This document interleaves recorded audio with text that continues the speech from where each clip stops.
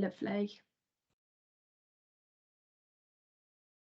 There we go. So thank you all for joining us today and welcome to this RISE session. My name is Liz O'Meara and I'm the Safeguarding Improvement Lead for Polaris. It's good to see so many of you here actually. So before we get started, I just want to do a bit of an introduction. So you might be thinking, what is a RISE session? You might not have ever heard of it before. And R.I.S.E stands for Reflection and Improvement Towards Safeguarding Excellence. And it's a new initiative we've had actually. And we had our first session take place in April this year. And what it is now is on a quarterly basis, we're going to run a forum. And within that forum, there'll be a short presentation that contains the findings of 3 or 4 recently published child safeguarding practice reviews, better known and formally known as serious case reviews. And what we do is we present these findings and then we have a short discussion and open it up for debate, discussion, thoughts and opinions. And the first session was really successful actually, so I'd encourage you to look out for those. This session is going to be slightly different due to the significance of the national review into the death of Arthur Labino Hughes and Star Hobson. We thought we'd put on a special session to look at the report. I'd encourage you, if you want, turn your camera off, turn your microphone off. It is an informal session. This might be quite different because due to the volume of people on the call, we might not necessarily be able to have much of a discussion. What I will say though, is if you do have anything you'd like to share or if you do have any questions, if you pop it in the comment section, if we do get time at the end, we'll come back to it and have a look. And then just before we start the presentation, this is obviously a really sensitive subject. I'm sure most of you, if not all of you, will be aware of Arthur and Star's story. You'll be aware what happened to them. There was quite extensive coverage, as we know, in the media, some of it quite recent.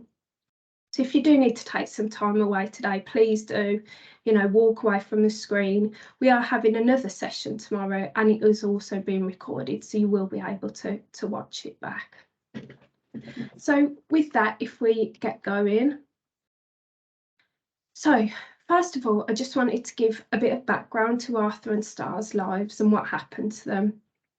So Arthur was a young boy who lived in the Solihull area, and he lived with his birth mum, Olivia, until 2019.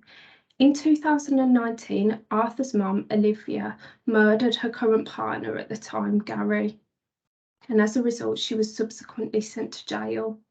So following this, a child in need assessment took place where it was decided what support Arthur would need, but also where Arthur would live and arrangements going forward. And a really important decision was made at this assessment, and it was key and it remained throughout the period between when Arthur went to live with his dad and until Arthur sadly died. And that decision was that Thomas Hughes, Arthur's dad, was a protective factor. So there were no concerns around this, so Arthur went to live with his dad, Thomas, and they lived alongside his paternal grandma and also some of his paternal uncles. And there were no concerns around this arrangement. Arthur moved to the area, he started a new school, he settled in really well, and there were absolutely no concerns. Towards the end of 2019, there started to be some lower level concerns about Arthur, not necessarily relating to, parenting. They were more to do with his emotional well-being and some low level problems with his behaviour. So as a result of this, his school referred him to the local mental health services, looking for some support. They were called Solar in Solihull at the time, and this referral went in. But it was actually decided that Arthur didn't meet the threshold for support, so he was discharged back and a service wasn't offered at that point. Around this time, so around autumn of 2019, Thomas Hughes started a relationship with a local lady called Emma Tustin. Now, Emma was known extensively actually by various different services. She was known to have mental health issues. She was recorded as a perpetrator and a victim of domestic abuse. And she had 4 of her own children 2 of them were still in her care, but 2 of them were actually being looked after and no longer in her care.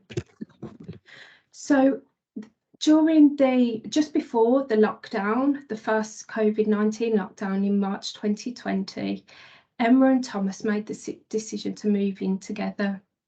So as a result, Thomas and Arthur went to live with Emma and her children in Solihull.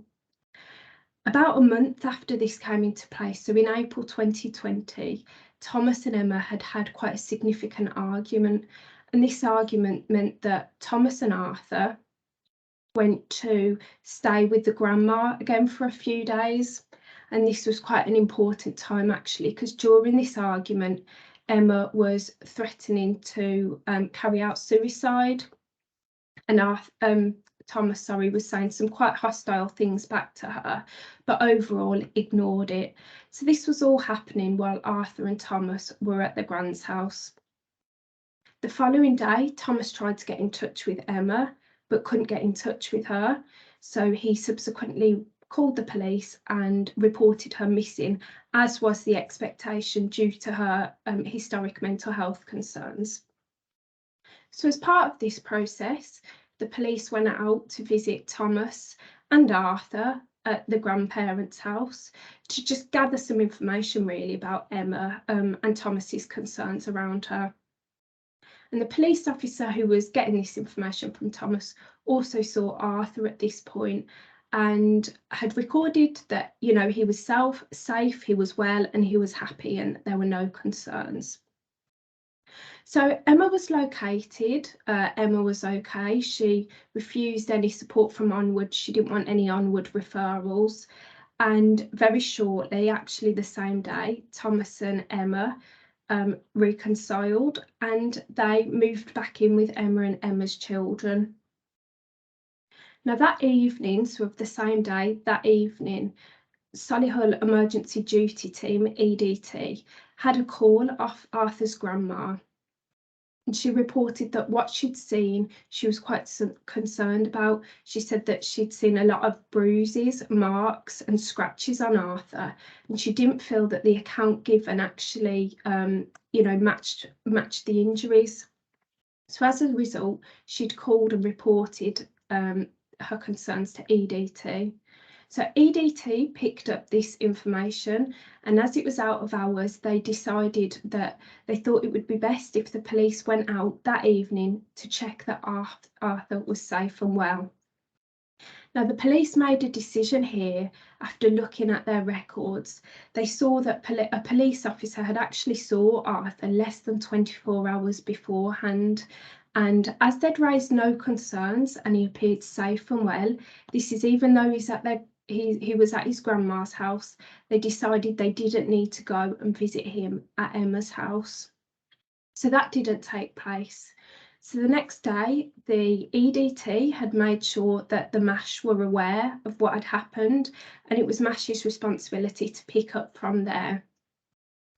And MASH looked at the information and decided that it did warrant a home visit and that a home visit was needed. So as a result, a social worker went out to Emma's house and saw Arthur, and she reported that he had faint bruising on his back and that, you know, he seemed happy. They recorded there were no safeguarding concerns, and they didn't think any further action was needed, apart from the fact they thought it would be beneficial for life story work to take place with Arthur. So they went back to the office and reported this. And as you can imagine, you know, they stated there were no further concerns.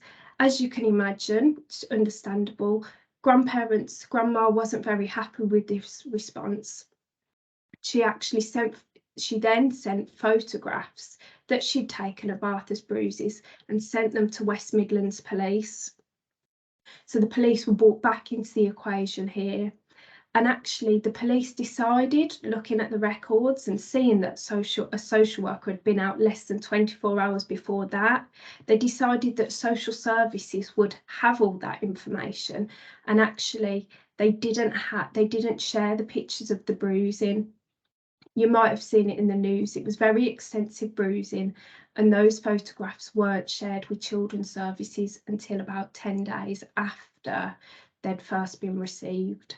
So at the time Arthur died, there was no further action other than the idea that they wanted life story work doing. However, this also ended because Thomas Hughes said that he didn't want Arthur to participate in it.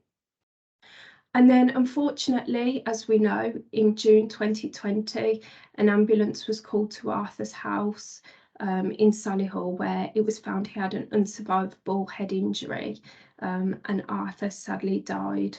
It was found after he died that there had been numerous injuries to Arthur, and as was in the media, there was CCTV footage from inside the house that showed how Arthur was treated over his last few weeks and months. So moving on to Star. So Star was born in 2019 and she was described as a really inquisitive toddler. She lived in the Bradford area and she was born to her mum, Frankie Smith. Now, Frankie was only 17 when she gave birth to Star, and there were several concerns actually around Frankie because it was found that she had an extremely low IQ. She's described as unusually compliant, and services were actually aware that until the age of 16, Frankie was still playing with plastic toy dolls. So that gives a bit of an indication into how young she actually presented herself. And of course, that was only a year before Star was born. So Star's dad, Jordan, he was care experienced and he was living in supported accommodation at the time. And her parents had quite an on and off relationship, both before Star was born and after. And that meant that when Star was 4 months old, they decided to separate for good. It's worth noting here that Star spent several long periods of time actually in the care of her extended family. So that was mainly her grandparents, but also her great-grandparents. So Star had quite a unsettled start to life. You know, there was lots of movement in households.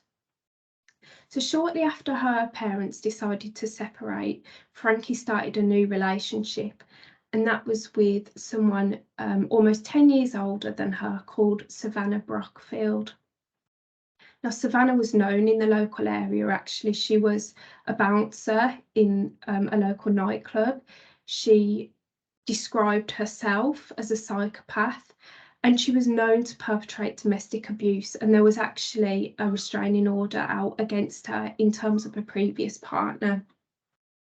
And right from the get-go, really, there were concerns about this relationship. Extended family members raised concerns about Savannah and felt that Star's presentation and Frankie's presentation changed pretty quickly after Savannah arrived on the, in the picture. So again, they had a very turbulent relationship. It was very rocky. And they did at one point they did have a break. I think the relationship break lasted about a month. And during this time, Frankie approached her great-grandparents and said that she didn't think she could cope looking after Star. So she asked them to take on care for Star during that period. So for about a month, Star went to go and live with her great-grandparents, and it was reported that when she arrived, she, was in a quite bad way. She had a nappy rash. She was quite withdrawn, and she wasn't her usual self. But after a bit of being with her great-grandparents, she was thriving again, and she was back to normal, and seemed okay. And then quite abruptly and quite suddenly, Savannah and Frankie resumed their relationship. And with that, Frankie removed Star from her great-grandparents' care and took her back to live with her. And that was when the last time some of her extended family members saw her alive. Now, over the next few weeks and months, there had been a lot of different concerns raised. Actually, there were 5 referrals in total. So I don't have, we can't actually sit here and go into the details of each referral and what happened due to time constraints and due to the level of detail, but these referrals came from her dad, Jordan, her grandparents, her great-grandparents, her babysitter, and also a third sector, a domestic abuse charity. So there were lots of different people that were concerned about STAR. Various different action was taken. In one case, an assessment was undertaken where it was decided that there were no safeguarding issues. At one point, a police officer went to visit Star and her and Frankie, and wasn't happy with the explanation about Star's injuries. So as a result, it did go to a child protection medical, but unfortunately, this child protection medical concluded that the account given was actually consistent with the injuries. So there was a lot of different failings, actually. There was a lot of missed opportunities where the chance to safeguard Star was missed. Interestingly, someone did pick up within the front door services in Bradford that there appeared to be a bit of a pattern of injuries, with Star. There were kind of blisters as well appearing at this point, bruises. And they picked up this pattern, and the response actually was for some work to be undertaken with Frankie and Star, but also they were referred to the health visiting service, who thought it would be most appropriate to deliver Frankie a short session on how to prevent accidents in the household, because according to them, there had been so many. So in September 2020, that was just 10 months after Frankie and Savannah started their relationship. Savannah fatally assaulted Star, and Star sadly died. So that's just a bit of background to Arthur and Star's story. I know that's really difficult to hear, and it's not pleasant at all, but it's important, I think, that we remember this, and we, it reminds us why we do what we do. And actually, when we now move on to considering some of the key findings, actually to think how we can take that back and apply it to our own practice to try and prevent things like this happening again. So the National Panel report came out earlier this month, and it is 133 pages long. It's a very heavy report. There's lots of findings, there's lots of analysis. So what I've done is I've gone through, I've read it, and I've picked out some of the key findings and some of the key analysis points. We wouldn't have time to cover everything in great detail. So, of course, as always, I would recommend, if you do have time, to go back and have a read of the report. So, moving on, the report found split the findings into 4 key domains. Within each domain, there's a series of headings and some information underneath. So the 4 key domains were practice and practice knowledge, systems and processes, leadership and culture, and wider service context. So the first section we're going to quickly look at is within the practice and practice knowledge section. So I'm not going to read everything off the slide because it will be in front of you, but what I am going to do is tell you how it relates to Star and Arthur's case. So the first point is about understanding what the child's daily life is like, especially when it's not necessarily straightforward. And we know with both Star and Arthur, they had quite complex histories, including their family history. The first one about direct work, it was actually found that no direct work had taken place with either Arthur or Star.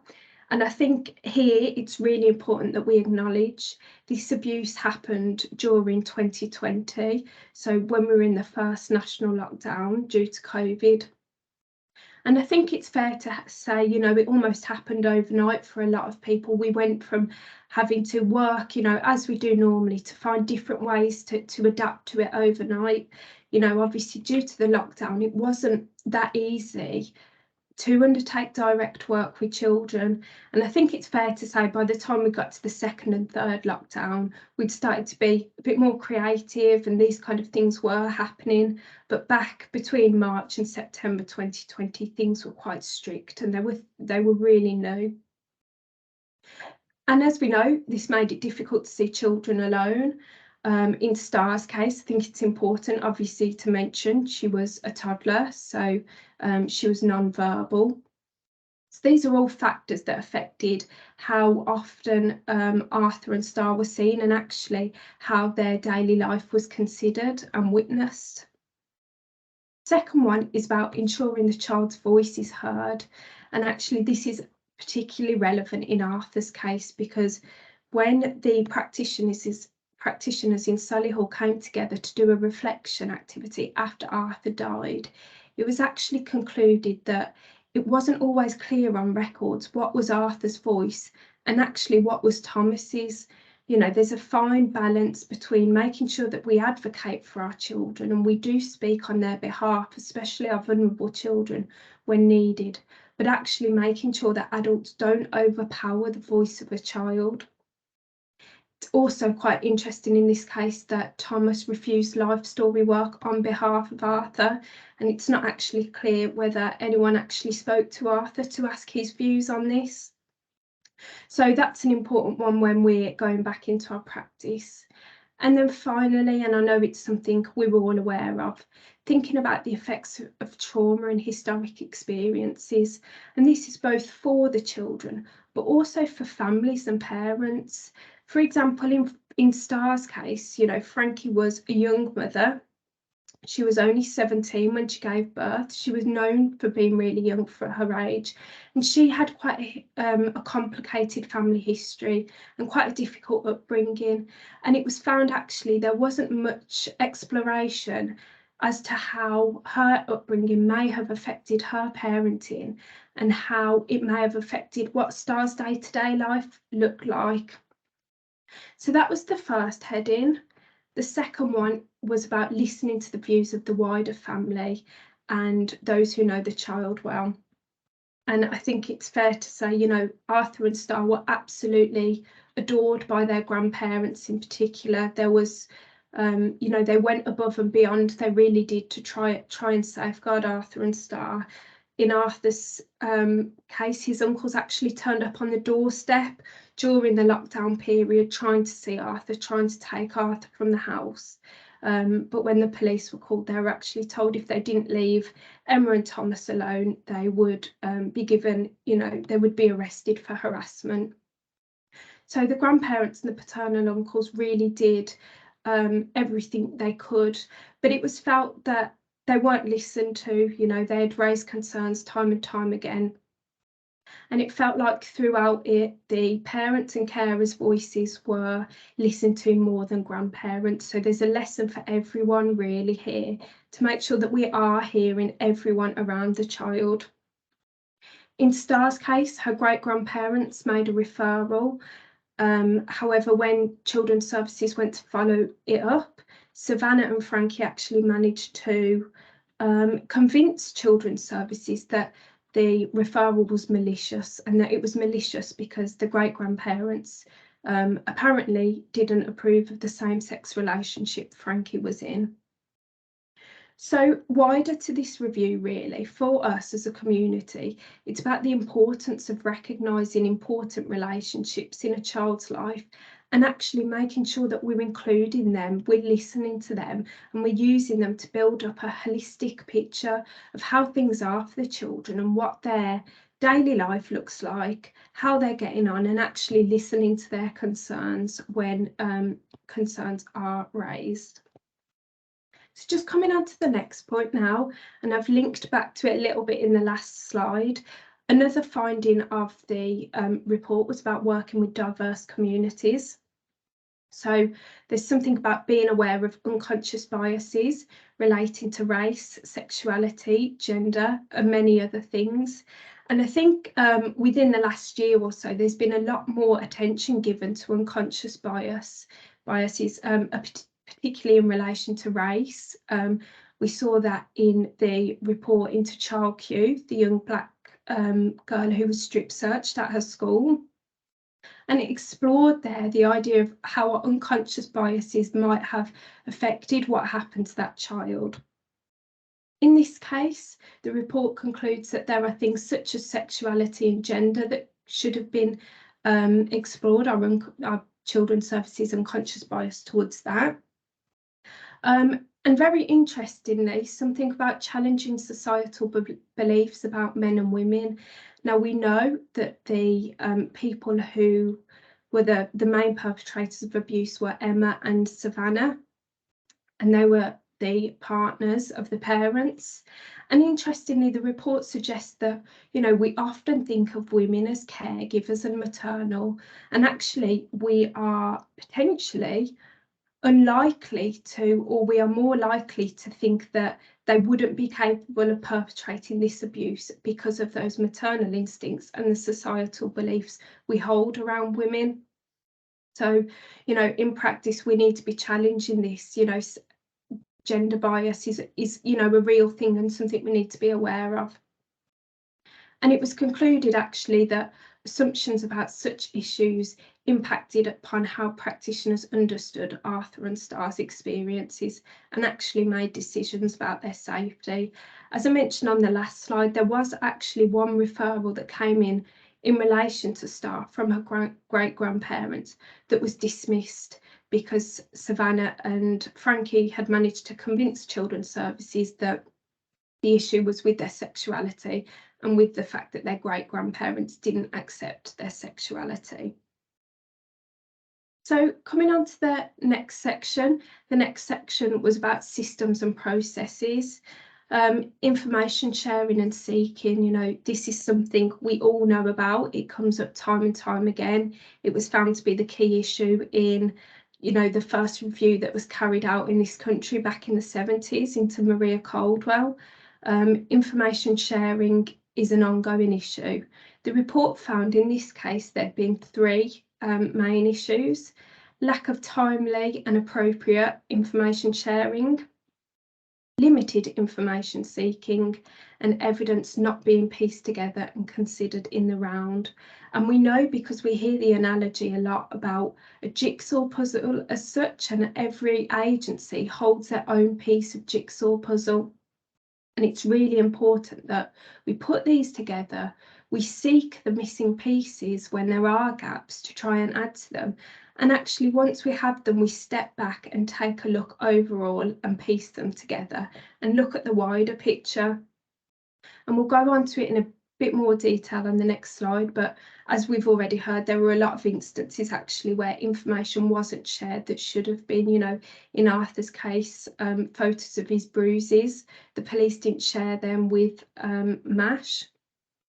There was very little information sharing that took place about the history of Emma Tustin and Savannah Brockfield, the new partners.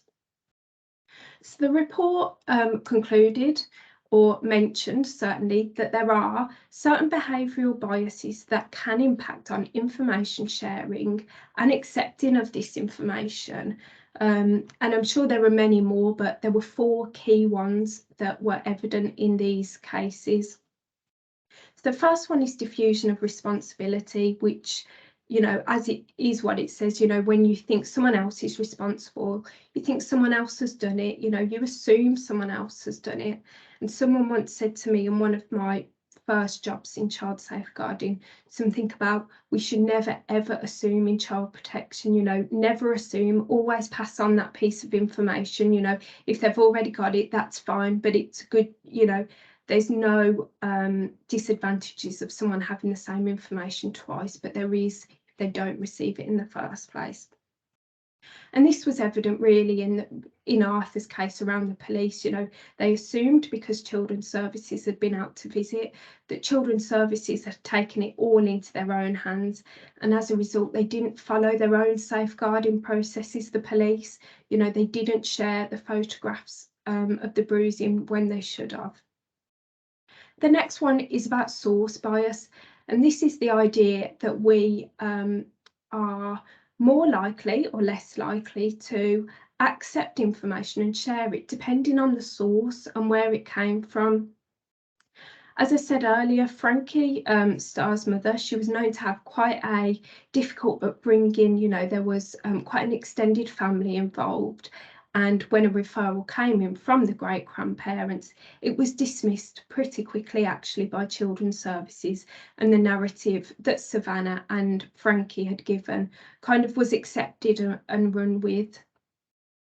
The next one is about confirmation bias. So the idea that we only really look for or accept information that confirms almost a story or narrative that we've kind of already decided, we already think is the case. Coming back to it now, as I say, this is a really key point in Arthur's case. Back in 2019, when a child in need assessment took place after Arthur's mum was sent to prison, it was decided that Thomas Hughes was a protective factor, and all throughout this remained, you know, Thomas right up until Arthur died was seen as a protective factor. And actually everything that took place, including the home visits, you know, from the police and children's services, were done in the context and with the idea of people going in and thinking, it's okay, Thomas is a protective factor, which of course we know was not the case, and that could have benefited from some critical thinking. Final one is about risk aversion. So, you know, avoiding taking risks. And interestingly, in Solihull, when they did the reflection activity shortly after Arthur died, one agency had actually said that a piece of information wasn't shared because they were afraid of breaching GDPR. So that information hadn't been shared because they were worried about Thomas's reaction, and they were worried that he would mention GDPR, and they felt uncomfortable with it. So here it's really important to highlight, and I hope, you know, most people on this call know sometimes it's just about having the confidence to do it, but GDPR is never a barrier for sharing information when it comes to safeguarding children.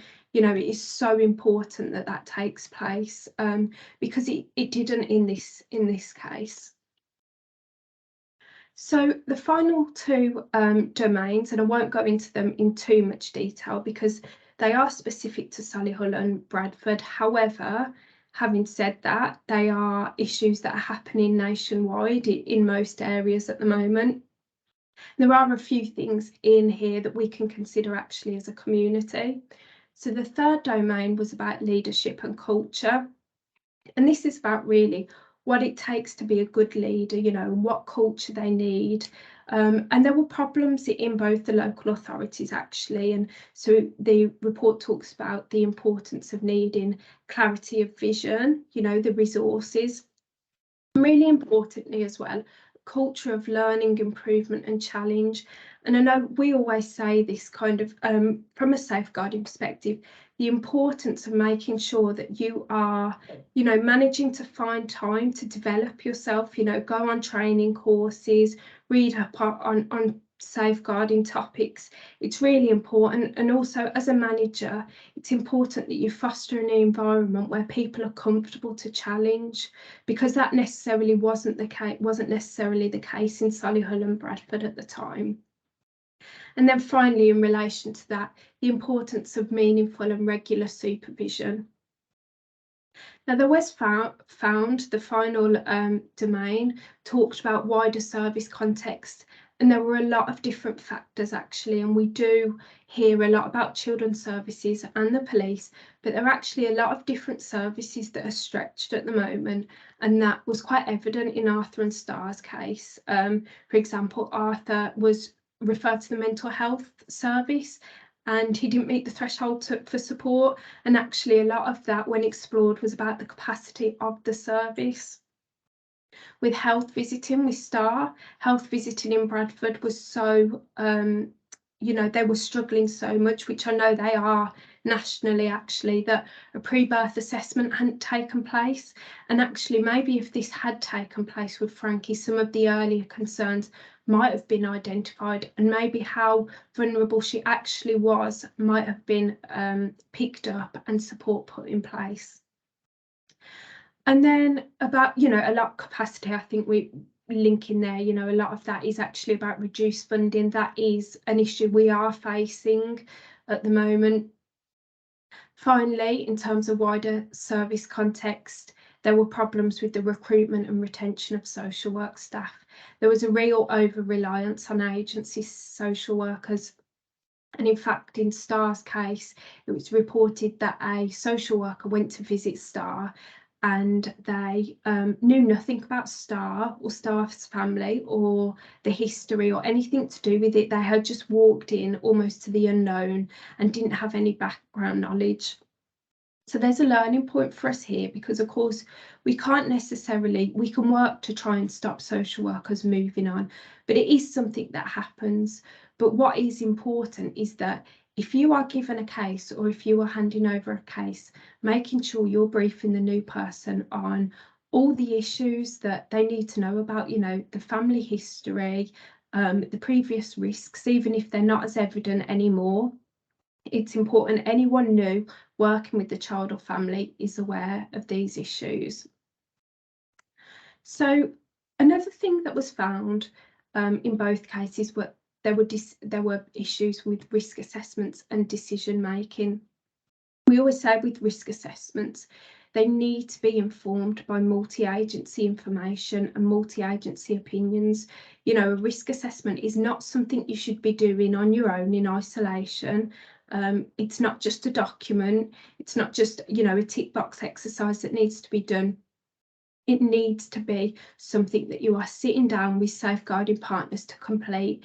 It needs to be something you're reviewing regularly and seeing to make sure that it is being effective. We know risks are constantly changing, risks and needs are constantly changing.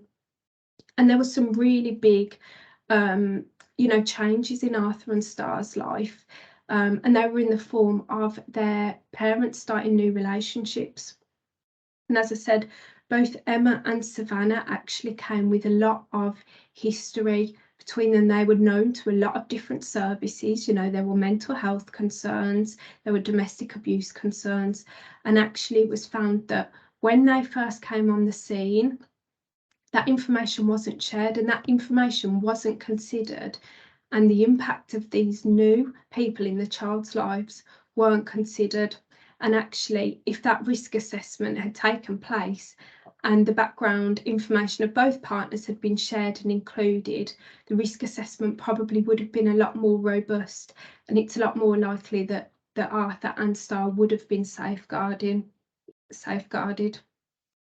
Something again that I know you'll all have heard of, but you'll all be aware of it, and we hear it time and time again, making sure decisions are clearly recorded and also the rationale for why any decisions made. In Arthur's case, when the referral to the mental health services was declined, this was explored further in the reflection activity after he died. And it was found that actually he had met the referral criteria. So it's not clear why the decision was made for him not to receive this help. Which is why we always say, if you are referring to onward services, including children's services, if you can get hold of the threshold document or the referral criteria, we really encourage you to use their own language when doing the referral. Take the criteria and the language they use and put it in your referral form and link it back to the child. And then finally, I know we touched on it earlier in leadership and culture, but supervision should also be used to test assumptions and alternative hypotheses. This is where our professional curiosity comes into play. We shouldn't just be going with a set of events and accepting it readily. We should be constantly thinking outside the box and testing new assumptions and alternative hypotheses. And finally, just a quote from the report that talks about a lack of robust critical thinking and challenge both within and between agencies, compounded by a failure to trigger statutory multi-agency child protection processes at a number of key moments. Now, this quote is mainly on about strategy meetings. There were several occasions in both Star and Arthur's case where strategy meetings should have taken place, but they didn't. And actually, as a result, if a strategy meeting had taken place, a lot more information would have been triangulated, and it's quite possible that a different outcome would have taken place. For example, when the photographs of Arthur's bruising were sent to the police, if a strategy beating had taken place then, it's likely that a child protection medical might have been carried out. And if a child protection medical had taken place, it's possible that the other injuries that Arthur had sustained over a longer period of time would have been picked up on. So that's in terms of the kind of local learning as such. Now, the report goes on to make a series, 8 in total, of national recommendations.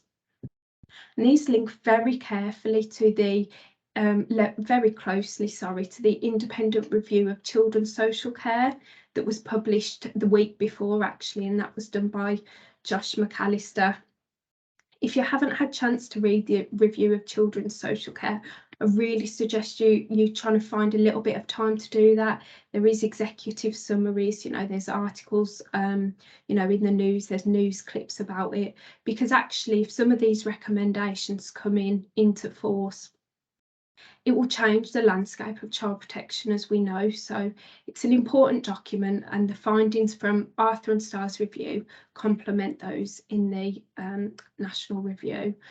So I'll start by just going through 2 of the main ones, and then I'll just kind of read through the rest briefly, just because I'm conscious we're getting on with time. So the first change, which would probably be the biggest change, the recommendation, is about having a multi-agency model for child protection. So this would mean that every local authority has or would have a multi-agency child protection unit. So this would be made up of people such as police, such as obviously children's services, education, but also people, people such as domestic abuse charities, mental health specialists. And these would be led by, they would be expert led, so by a social worker who is extensively has extensive knowledge and experience of working in child protection. So these people, this unit as such, would be responsible for dealing with all the high-end child protection issues. So, carrying out strategy meetings, Section 47 inquiries, and other things like that. So that is the first recommendation, and that would be a huge change. As we know it, these people would also be very familiar with GDPR, so they would know the law inside and out. They would be have a proven history of working well with families who struggle to engage or who don't necessarily always engage. So this would be a really useful and interesting resource actually for every local authority to have, because another thing the review concluded, and it is something that we see a lot, a lot of our newly qualified, or inexperienced social workers are being given really complex cases. And the report argues that it's not necessarily fair on the social worker, because that's what leads to burnout, and secondary trauma. But it's also not fair on the children. So that would kind of eliminate that side of it, hopefully. At an earlier stage, multi-agency model would involve family help. So this would involve blending together the current targeted early help and child in need work. This would make, at the moment, there are often a lot of issues with ongoing referrals. One service refers to another and it goes on like that. And then there are all sorts of problems. In some cases referrals are lost, in other cases referrals don't meet the threshold. And the idea behind family help is that it would be, again, a multi-agency. And if everyone is sat round a table, round this family and round this child, right from the get-go, there's no need for onward referrals and such. So it would reduce these issues, and they would get to know the family and the child more. And actually, if it did progress to a child protection need, they would bring in someone from the child protection unit. That's the first change. Josh McAllister outlines a lot more of his vision within his report. So there's a lot more information about that and how it would work as such. Next one would be about establishing national multi-agency practice standards, which is something there are in other areas such as health. It makes perfect sense that if they are recommending that we have multi-agency hubs, you know, in units, we need to have a common framework that everyone can work off. So, you know, they know what the aims and objectives of their work are. It will allow them to work effectively and consistently. And also, a set of national standards will be important because it will allow the public to know what to expect from the child protection process, and also how to recognise and challenge if the standards aren't being met. So that's the second national recommendation that comes from Arthur and Starr's review. Now, as I say, I won't go into the rest of these in such detail, but other recommendations include changes to the way we carry out inspections, multi-agency inspections. Both Bradford and Solihull, prior to Arthur and Starr's death, were found to be inadequate. So recommended some changes to the way inspections work. The use of potential data to help child protection, you know, the way we use data is coming on very quickly and will continue to come on quickly. The report actually mentions something about almost having a national child database. So that's another interesting one. Improvements within central government, new roles for the Child Safeguarding Practice Review Panel. And finally, one that is really important, and actually it doesn't shock me at all, and I think for our education colleagues on the call, they will really agree with this, as will most of you. The importance actually of strengthening safeguarding partners, but adding education as partners, you know, making sure they are always round the table and that their role in safeguarding is strengthened, because we know how key they are. So that's it in terms of a very high level kind of overview of the findings. So I'm just we've got a few more slides. One thing I know you'll all be wanting to know is whether you will be sent out the slides. So I'm not actually going to email them out to everyone. I'll email them to managers, but we're actually going to put them on the exchange. And for those of you who you know, aren't aware of the exchange, I would, or you know, or haven't used it, I would really recommend becoming familiar with it.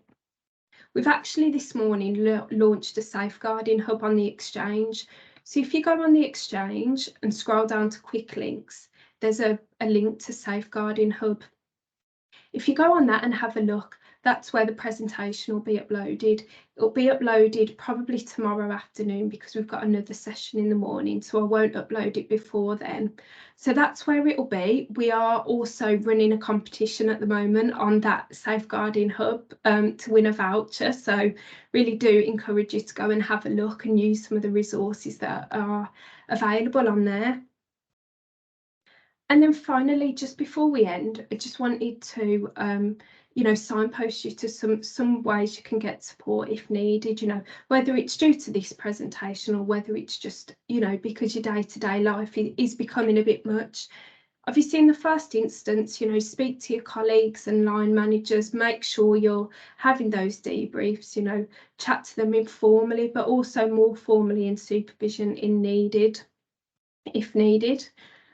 We do have an employee assistance programme. It's a very good one, actually. I've got the link there. If you enter a code, they offer free 24-hour, seven-day-a-week counselling, and also they've got a variety of self-help workbooks on there. So I'd recommend having a look at that. And then finally, just being aware of secondary trauma and burnout. It's such a difficult area that we work in, so it's really important that we take time out when needed and as we go along, really. So that's about making, you know, use of your annual leave, taking time away when you need it, and just overall taking care of yourself and keeping in touch with people. And finally, on that note, I just wanted to say thank you.